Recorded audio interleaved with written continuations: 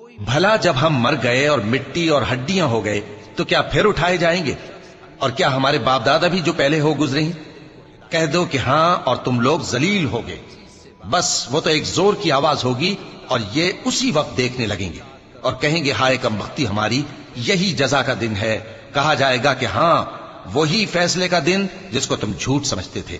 فرشتوں کو حکم ہوگا جو لوگ ظلم کرتے تھے ان کو اور ان کے ہم جنسوں کو اور جن کو وہ پوجا کرتے تھے سب کو جمع کر لو، یعنی جن کو اللہ کے سوا پوجا کرتے تھے، پھر ان کو جہنم کے رستے پر چلا دو اور ان کو ٹھہرائے رکھو کہ ان سے کچھ پوچھنا ہے۔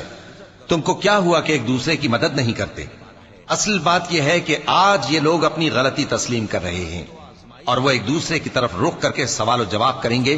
پیروکار اپنے پیشواؤں سے کہیں گے کہ تم ہی ہمارے پاس دائیں طرف سے آتے تھے، وہ کہیں گے نہیں بلکہ تم ہی ایمان لانے والے نہ تھے اور ہمارا تو